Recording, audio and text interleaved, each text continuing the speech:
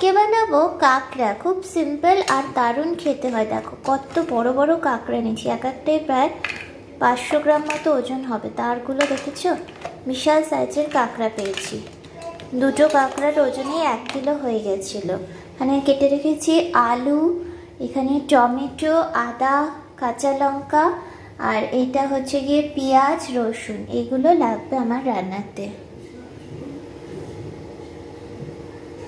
তো ফার্স্টে আমি কড়াইতে সরষের তেল গরম করতে দিচ্ছি। খুব বেশি পরিমাণ সরষের তেল লাগবে না, মোটামুটি যেমন তরকারিতে লাগে সেরকমই দিলাম। এরপরে আলুগুলোকে আমি একটু হলুদ আর নুন দিয়ে দিচ্ছি। একটু হলুদ আর নুন দিয়ে দিলে আগেই জলটা কেটে যায়, তাই আর একটু ভালো ক্রাঞ্চি হয় আলুগুলো। মানে একটু হলুদ আর নুন দিয়ে মেখে তারপরে ভেজে নেব। যেরকম করে একটু মিক্সড করে নিয়ে তারপরে তেল গরম হলে আমি ভেজে নেব। তেল আমার গরম হয়ে গিয়েছে, এবারে আমি আলুগুলোকে ভেজে নেব। প্রথমে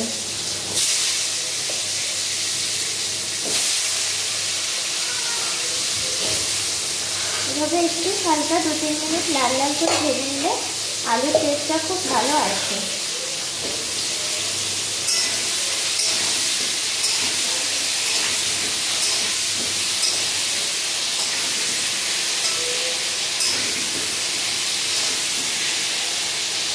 তো আলুগুলো আমার দেখো 2-3 মিনিটে লাল লাল ভাজা হয়ে গেছে। এবারে বাটিতে তুলে নেব, এবারে তেল ছেঁকে ছেঁকে তুলে নেব।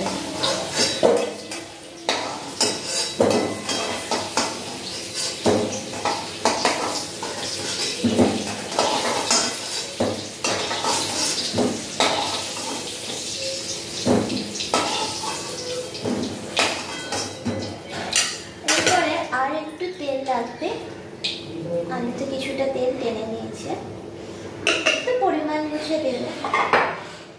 এই তেলটা একটু গরম হওয়ার পরে আমি দিয়ে দেবো গোটা গরম মশলা।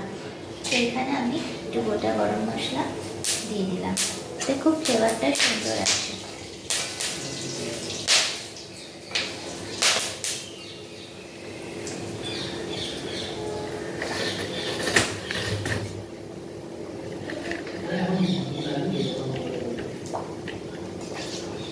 দেওয়ার পরে আমি এরপরে দিয়ে দেবো কিছুটা রসুন।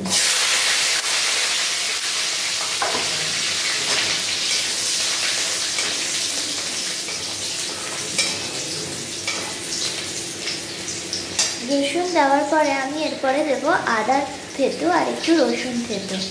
যে রসুনটা একটু ভাজা হয়ে গেছে, এরপরে আমি দিয়ে দেবো এই আদা রসুন কিছুটা।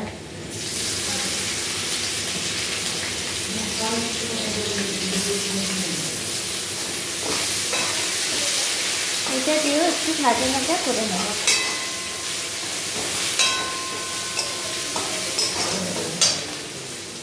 একটু তেল ছেড়ে এলে এরপরে দিয়ে দেবো আমি পেঁয়াজগুলো। পেঁয়াজগুলো দিয়ে এবারে একটু ভেজে নেব।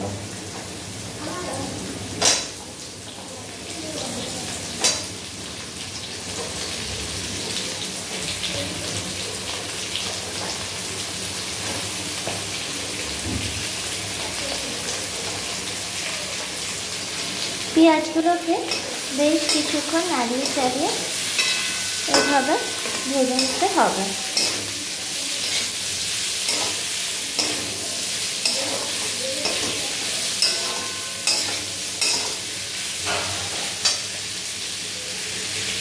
তো এইখানে পেঁয়াজটা মোটামুটি ভাজা ভাজা হয়েছে 3-4 মিনিট ধরে। এরপরে আমি দিয়ে দেবো এর মধ্যে যেরকম ঝাল খাবে সেই রকম অনুযায়ী আমি এখানে 2টো কাঁচা লঙ্কা দিচ্ছি আর টমেটো 2টো দিয়ে দিচ্ছি। এখানে মোটামুটি 4-5টা পেঁয়াজ আমি দিয়েছি 1 কেজির জন্য, আর 100 গ্রাম মতো রসুন। দিয়ে এই টমেটোটা একটু গলা অবধি আবার ভালো করে নেড়ে চেড়ে কষিয়ে নেব। তো দেখো পেঁয়াজটা দিয়ে তেল কষে বেরিয়ে এসছে। এইবারে আমি এই যে নুন হলুদ দিয়ে মিশিয়ে রেখেছিলাম এই কাঁকড়াগুলোকে এবারে দিয়ে দেব। কাঁকড়াগুলোকে আলাদা করে ভাজতে হবে না, একটু লাল লাল হয়ে যাবে এর মধ্যে দেখো 2-3 মিনিট নাড়লে লাল লাল হয়ে যাবে। খুব বেশি ভাজলে এটা শক্ত হয়ে যায় বেশি, তো এটা লাল লাল এমনি হয়ে যায়। কাঁকড়া অনেকে দেখেছি সিদ্ধ করে অনেক কাণ্ড করে করে, আমার মনে হয় না কাঁকড়া অত কিছু করে করার দরকার আছে। কাঁকড়া খুব সহজেই রান্না হয়ে যায় মাছের মতো, আরও তাড়াতাড়ি বলতে পারো। তো এটা নাড়ালেই দেখছি একটু লাল লাল কালার চলে আসছে। তো এইভাবে আমি কাঁকড়াটাকে ভেজে নিচ্ছি।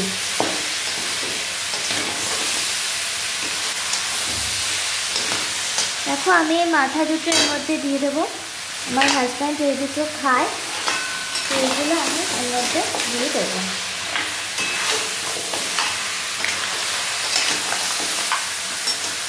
এরপরে আমি আলুগুলোকে আবার অ্যাড করে দিচ্ছি। তো এইগুলো সব একসাথে আবার নাড়াচাড়া করে একটু 2-3 মিনিট ভাজা ভাজা করে কালারটা চেঞ্জ হলে লাল লাল হয়ে গেলে, দেখো কালার চেঞ্জ হয়ে গেছে, এই যে লাল হয়ে এসছে কাঁকড়া। তো এইভাবে আমি একটু ভেজে নেব। তো কাঁকড়াটা ভাজা ভাজা হয়েছে 2-3 মিনিটের পরে দেখো আমি ঘরে তৈরি করা এই যে জিরে গুঁড়ো 1 চামচ আর 1 চামচ ধনে গুঁড়ো অ্যাড করব। আমি এখানে লঙ্কার গুঁড়ো অ্যাড করছি না, কারণ লঙ্কার গুঁড়ো খুব একটা স্বাস্থ্যকর নয়। এই ধনে গুঁড়োটা দিয়ে আমি আবার একটুখানি নাড়িয়ে চাড়িয়ে 2-3 মিনিট কষিয়ে নেব।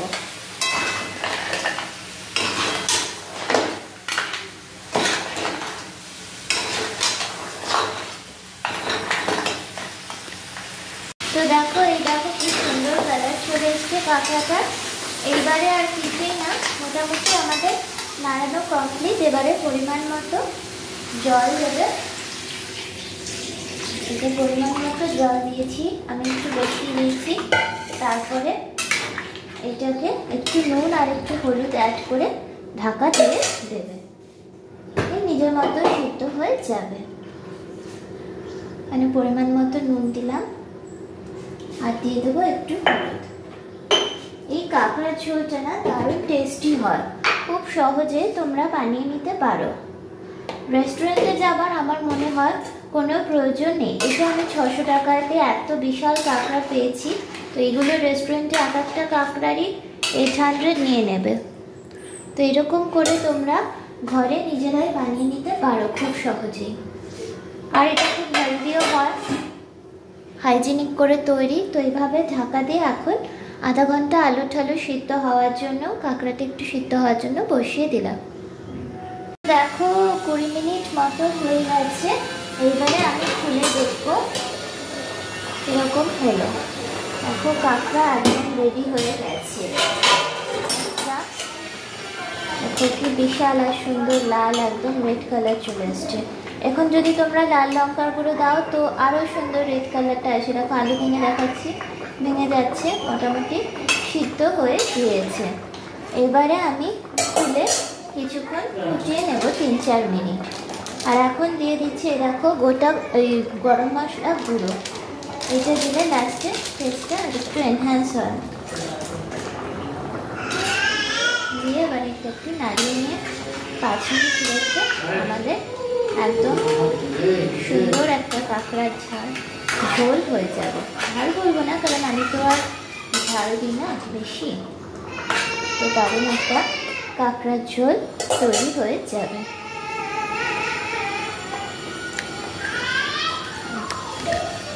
কি দারুণ হয়েছে। দেখো আমার দারুণ সুন্দর এই যে কাঁকড়ার ঝোল রেডি হয়ে গেছে, একদম ঘন আর সুন্দর হচ্ছে। এইটাকে এবারে আমি ফ্লেমটা অফ করে দেব।